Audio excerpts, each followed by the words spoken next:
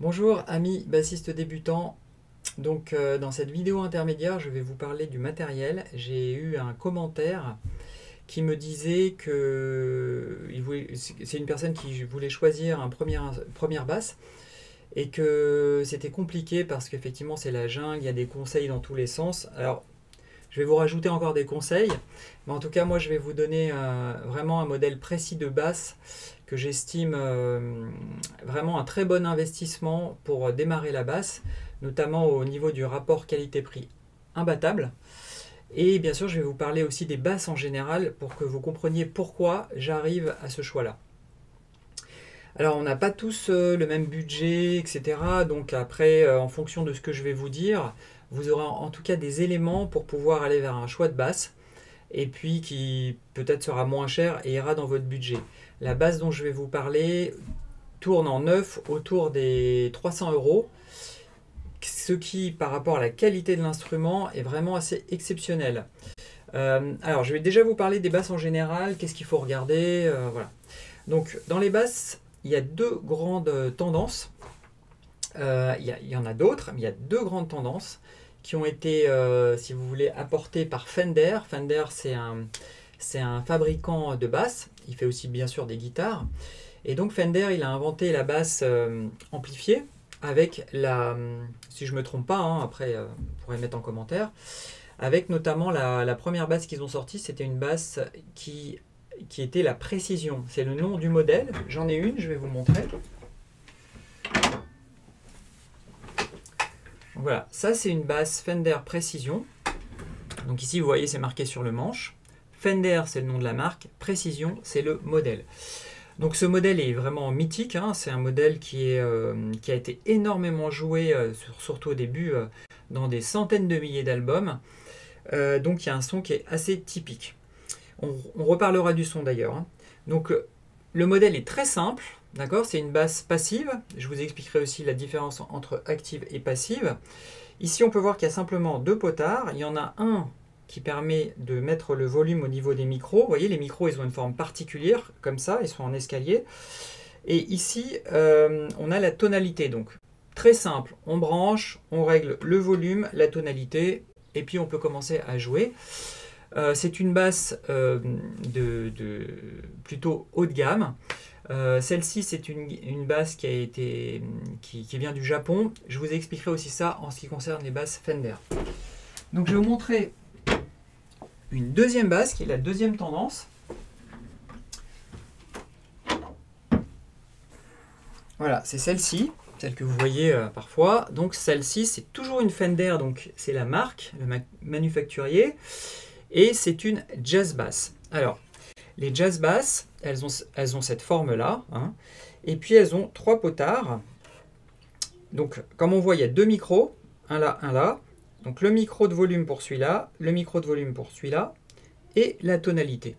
Donc si on baisse par exemple, juste si on enlève le son de ce micro, on aura un son particulier. Et si on met ce micro, on aura un autre son encore particulier. Bon, ça je ne vais pas complètement détailler, vous pourrez voir sur internet qu'il y a plein de tests. Voilà, donc là on a en fait les deux tendances de basse. Alors la différence entre les deux,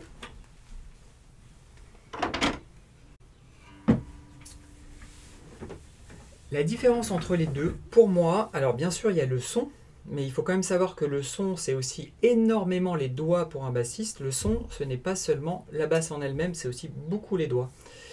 Donc il y a le son, mais il y a surtout pour moi le confort de jeu. Et pour moi, je préfère la jazz bass. Pour moi, pour ma physionomie, pour mon ressenti, c'est la jazz bass. Il y en a qui vont préférer la précision pour d'autres critères, etc. Donc c'est un choix. Voilà, il faut juste regarder des comparatifs pour savoir quelle est la véritable différence au niveau du son par exemple. Sachant que les deux basses peuvent se jouer dans tous les styles de musique. Il y en a qui vont vous dire « Ah maintenant la jazz bass c'est plus orienté groove machin, alors que la précision c'est plus rock ». Pour moi c'est faux, ça dépend simplement du bassiste et du son qu'on a envie d'avoir. Il y a plein de musiques funk qui sont jouées avec la précision, il y en a d'autres avec la jazz bass, et inversement, j'ai vraiment vu de tout, donc ça c'est pas vraiment un critère par rapport au type de musique. Donc voilà, donc on a dégagé déjà deux grosses... Ah oui, il y a le manche, pardon, c'est ce dont je voulais vous parler, le manche entre les deux est vraiment différent. En tout cas, moi, je le sens vraiment. Le manche de la précision est beaucoup plus épais. Et du coup, pour moi, je le trouve un peu trop épais par rapport à ma main. Mais il y en a pour qui ils vont préférer ça, un manche plus épais. Donc, il faut les essayer en fait. Je vous parle déjà de ces deux tendances parce que la première fois que je suis allé acheter une basse, enfin plutôt la deuxième fois, j'ai voulu me faire plaisir avec une basse de haut de gamme. Le vendeur m'a dit plutôt jazz bass ou précision. Et je ne savais pas la différence entre les deux, donc j'avais l'air un peu con parce que je ne savais pas. Mais bon, voilà, il m'a un petit peu expliqué, puis j'ai essayé, voilà. Donc, quand on a déjà ces deux grandes tendances, il va falloir faire le choix entre les deux. Alors pourquoi je ne préconiserais pas un autre type de basse, à moins qu'il soit très connu, parce que le but c'est quand même d'avoir une basse que vous pouvez revendre facilement. Si vous partez sur une basse un peu ésotérique, le problème c'est que en tant que débutant, vous allez certainement vouloir la revendre et ça va être compliqué. Soit vous n'aurez pas d'acheteur en face, soit vous allez la donner presque un prix dérisoire. Et c'est ce qui est arrivé pour ma première basse. Moi, quand j'ai commencé à jouer, j'ai pris la première basse que j'ai trouvée dans le magasin, voilà, avec l'ampli, et je suis parti. Alors, c'était pas un mauvais choix au niveau de la basse, mais pour s'en débarrasser, maintenant, je ne peux plus la revendre vraiment, ou alors il faudrait que je la donne, en fait. Donc, d'ailleurs, je vais vous la montrer, ma première basse. C'était celle-ci.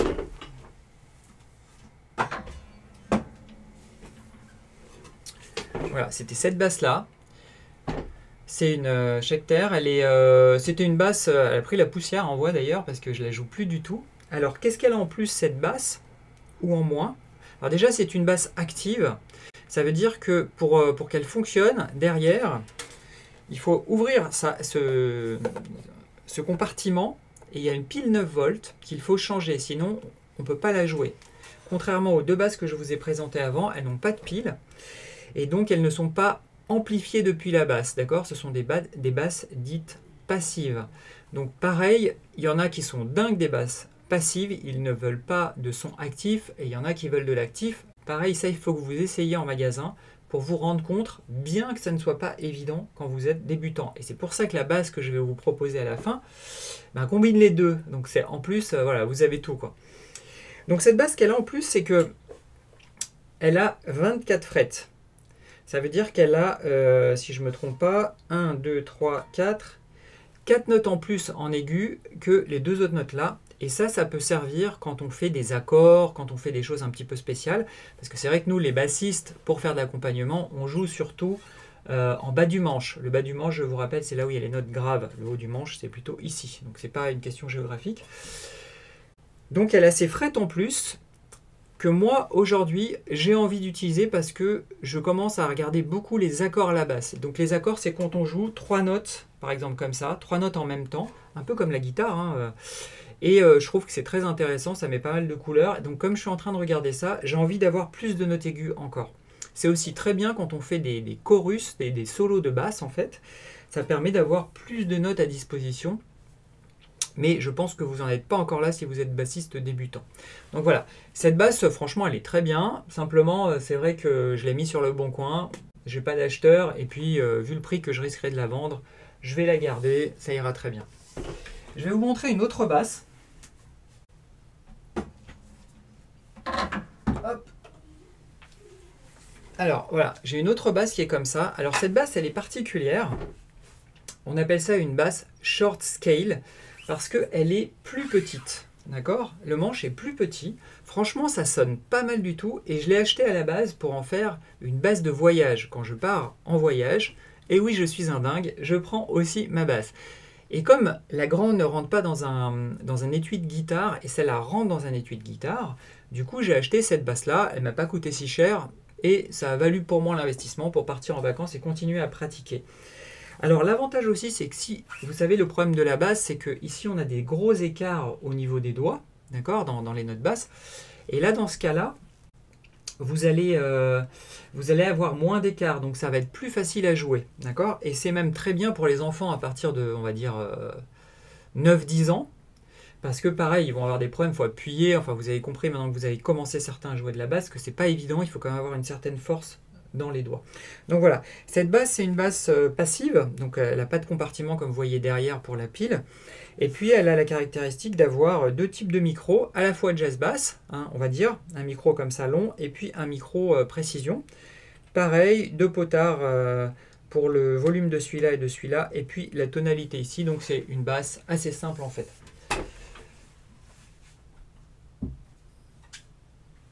Voilà, et je vous présente une dernière basse. Donc celle-ci, c'est une basse 5 cordes. Alors pourquoi moi j'ai pris une basse 5 cordes? Donc je vous la montre, voilà, vous la voyez. Donc celle-là, c'est une basse de la marque Sear. J'ai des petits problèmes pour me bien placer. Voilà, c'est une marque, la marque Sear. Donc c'est une typée jazz bass. Vous voyez, elle a les deux micros. Sauf qu'elle a 5 cordes. Puis vous voyez, elle a beaucoup plus de boutons. Hop, comme ça. Voilà, il y a plein de boutons différents pour la tonalité, pour les médiums, pour les boosts actifs, passifs, etc. Elle a plein d'options. En fait, c'est le couteau suisse. Donc pourquoi j'ai pris une basse 5 cordes? Parce que déjà, quand vous avez 1, 2, 3, 4, 5 notes en plus graves. D'accord? Donc la corde de mi sur une 5 cordes, elle se trouve en deuxième corde. Donc c'est la première corde pour une basse en 4 cordes. Et ici, on a une corde qui est en si. Donc du coup, on a accès à plus de graves. Vous allez voir, d'ailleurs, on va faire prochainement un morceau dans lequel il va falloir désaccorder la corde de mi pour la mettre en ré, parce qu'on n'a pas le ré grave. La note la plus basse avec une 4 cordes, c'est le mi, quand on a un accordage traditionnel. Et donc quand on a besoin du ré, on est obligé, je vous montrerai, de désaccorder la basse pour avoir un ré en première corde. Et ici, je l'ai déjà le ré. Donc je n'ai pas besoin de désaccorder ma basse, etc. Ce qui est hyper pratique. Et puis aussi, on a plus de notes, donc parfois on a besoin de moins démancher, d'aller jouer moins ailleurs, etc. En première basse, moi je pense que c'est mieux de partir sur une 4 cordes, parce qu'à cause des blocages des cordes, vous savez que c'est la complexité de la basse, c'est plutôt ça. Mais vous pouvez aussi très bien commencer avec une 5 cordes. Moi en général, tous les tutos, je vais les faire en 4 cordes, parce que presque tout le monde a des 4 cordes. Mais vous pouvez très bien commencer avec une 5 cordes, même s'il y a plus de difficultés. Le passage de la 4 à la 5 cordes est assez compliqué. Pour moi, il m'a demandé plusieurs mois pour que j'arrive vraiment à bien bloquer les cordes. Par contre, il y a aussi des basses 6 cordes. Et dans les basses 6 cordes, quand vous avez fait le passage entre 4 et 5, le passage de 5 à 6, c'est du gâteau en fait, parce qu'on a compris comment on peut faire ce blocage de cordes. Voilà, donc je vous ai présenté un petit peu toutes les basses que j'avais.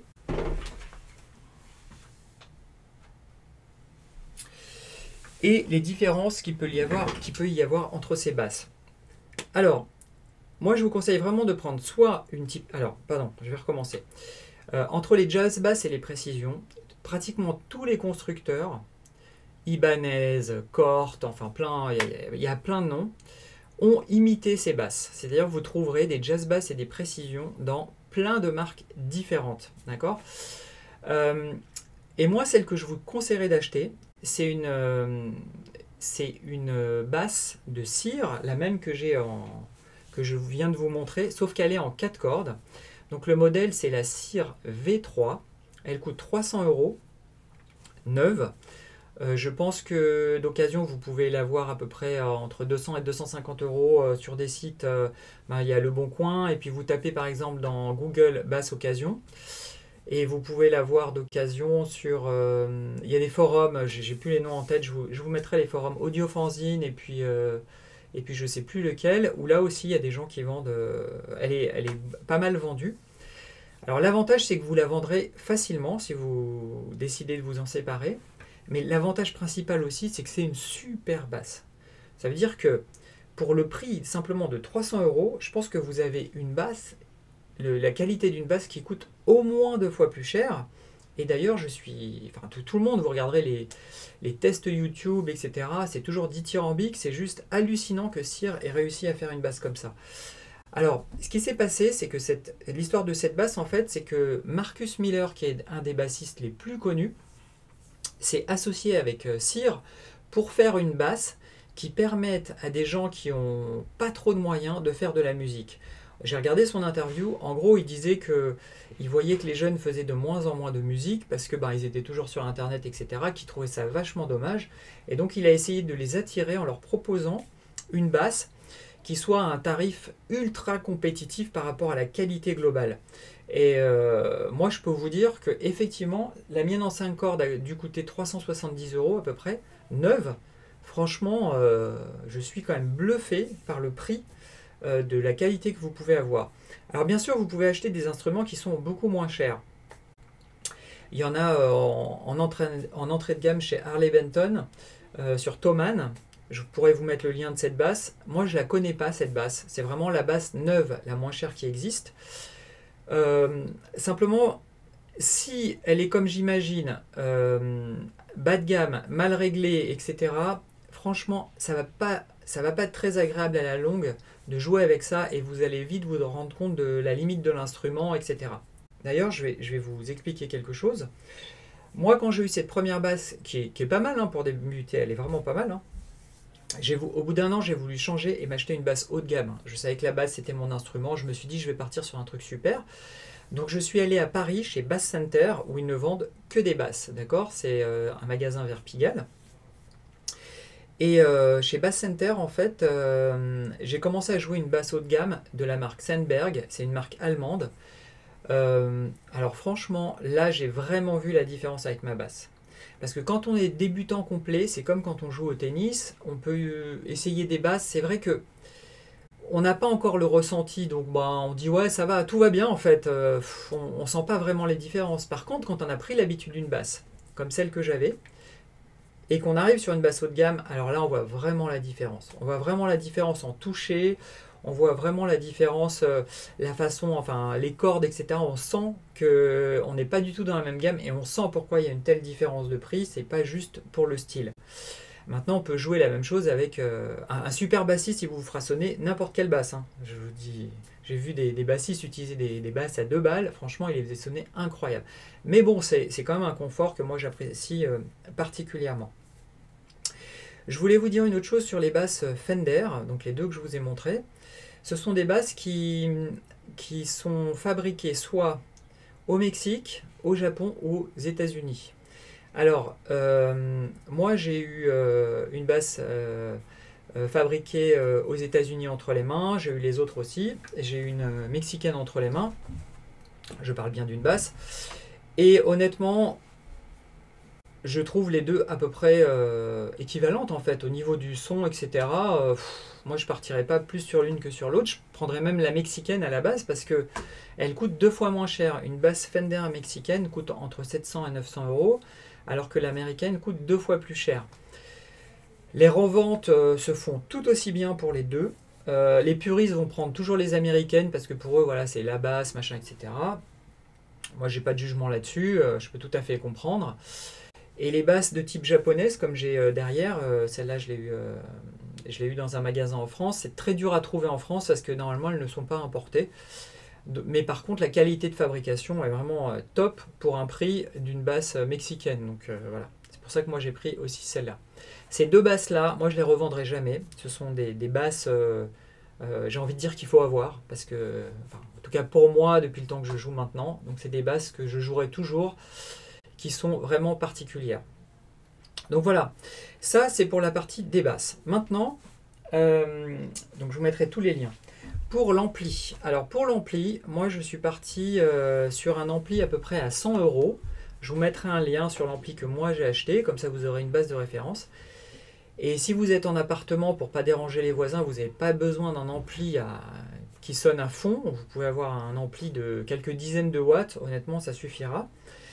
Et il y a deux types d'amplis. Il y a des amplis tout intégrés, j'ai une vidéo sur ça aussi, où on voit cet ampli, je vous mettrai le lien. Et puis il y a des amplis qui sont avec, comme on voit derrière moi ici. Donc là il y a l'enceinte principale, et puis il y a l'ampli lui-même qui est juste au-dessus, qui est donc détachable et qu'on peut changer en fait. C'est mieux d'avoir au début, je pense, un ampli compact, parce que tout est là, c'est juste un boîtier à ramener à droite à gauche. Là il n'y a pas besoin de tout prendre. Voilà. Sachant qu'on peut aussi jouer de la basse sans ampli. On peut très bien commencer avec une carte son. Alors une carte son, c'est ça. Je vais la débrancher, j'espère que ça ne fera pas trop de bruit. Voilà, une carte son, c'est ça. Donc c'est un boîtier qui se plug enfin qui se branche en USB sur son ordinateur et par lequel on va... alors attendez, j'ai un petit souci, je vais juste régler ça. Voilà. Donc c'est un petit boîtier dans lequel on va brancher sa basse ici. On peut brancher directement le connecteur, le plug de jack, là, ici. Et on peut s'enregistrer directement sur l'ordinateur avec. D'ailleurs, je ferai une vidéo à ce propos parce que c'est très intéressant de s'enregistrer et de s'écouter. Donc ce boîtier vous permet aussi de, si vous avez des enceintes, parce que l'arrière permet de faire ressortir, moi j'ai deux enceintes dites monitor en fait, ce sont des enceintes neutres, et donc le son va sortir d'ici. Donc l'ordinateur envoie du son à l'intérieur, reçoit le son depuis les entrées qui sont là, vous pouvez brancher un deuxième instrument ici, même un micro, et ça vous permet de jouer sans acheter d'ampli si vous avez déjà des enceintes liées sur votre ordinateur. Et vous pouvez très bien commencer comme ça.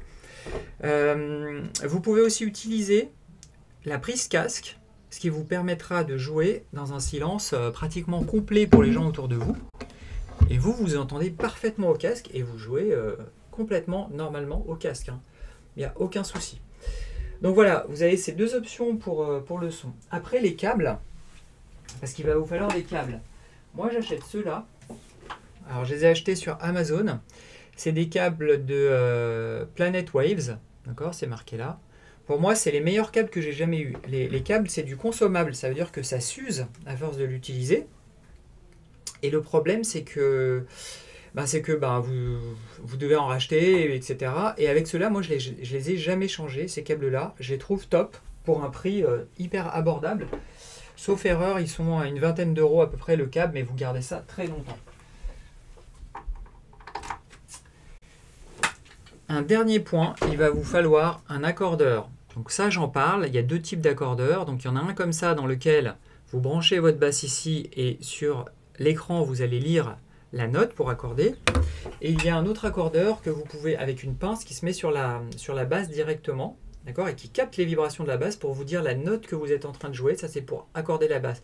Je vous rappelle qu'à chaque fois que vous allez jouer, il faut accorder votre basse. D'accord, juste avant de jouer, pour que les notes soient bien en phase. La basse bouge et les sons sont altérés. Donc tous les jours, il faut vraiment accorder votre basse juste avant de jouer. Voilà, écoutez, j'ai voulu vous donner ces explications parce que c'est vrai, c'est vraiment la jungle. Et je vais vous mettre des liens dans la description sur notamment moi la basse que j'aurais acheté en tant que débutant, qui est vraiment, je pense, le meilleur choix à l'heure actuelle. Et différents liens sur des amplis, etc. pour que vous partiez sur une base. Maintenant, avec toutes ces explications, le mieux est quand même, si vous pouvez, d'aller en magasin pour essayer les basses, pour essayer de vous rendre compte de la différence, etc. C'est vachement important, sachant qu'en général, les magasins aujourd'hui s'alignent sur les prix d'internet de Thomann. Moi, je préfère acheter en magasin, bien évidemment, parce que si on achète tout sur internet, les magasins vont disparaître et puis ça devient juste des showrooms, ce qui est un petit peu dommage. Donc vous pouvez négocier avec le magasin en disant voilà, moi j'ai trouvé sur tel prix, c'est ce que je fais, hein. J'ai trouvé tel prix sur Thomann, est-ce que vous pouvez vous aligner ou presque avoir le même tarif, parce que bon, voilà, je voudrais quand même, voilà. Et moi, ils s'alignent complètement, il y en a qui vont faire 10% en plus, voilà, parce que c'est normal, c'est un magasin, ils font le service. Puis je pense qu'il faut quand même les aider à vivre, c'est assez important. Donc je vais vous mettre les liens des bases, je vais vous mettre, voilà, je pense que je vous ai à peu près tout dit pour un choix de basse. N'hésitez pas à me poser des questions dans un commentaire. Je ne suis pas un spécialiste du matériel, hein, vraiment pas du tout. Mais avec l'expérience que j'ai eue et comme j'ai acheté quand même plusieurs basses maintenant, je sais pourquoi je suis allé vers ces basses-là. Et voilà, c'est ce que j'ai voulu vous expliquer, surtout en tant que débutant. Donc cette vidéo s'adresse vraiment aux débutants. Ceux qui connaissent déjà le matériel et les basses, etc., bien sûr, vont pouvoir discuter de mes choix. Il n'y a aucun problème là-dessus. Et d'ailleurs, pourront aussi conseiller sur une basse dans les commentaires. J'espère que ça ne provoquera pas plus de confusion, mais bon, voilà, c'est un petit peu comme ça pour tout, les voitures, etc. C'est toujours compliqué. Mais le choix que je vous ai donné, vous ne pourrez pas être déçus. D'accord? Sauf si la base ne fonctionne pas quand vous la recevez. Bon, bah, ça, ça peut arriver, hein. Mais normalement, voilà, il n'y aura pas de souci. Voilà, j'espère que j'ai pu vous éclairer en vous donnant ces idées-là. Et avec les liens, que ça va beaucoup vous aider. N'hésitez pas à me le dire. Éventuellement, je peux faire une autre vidéo pour donner plus de précision si je peux le faire, hein. C'est pour mon plus grand plaisir.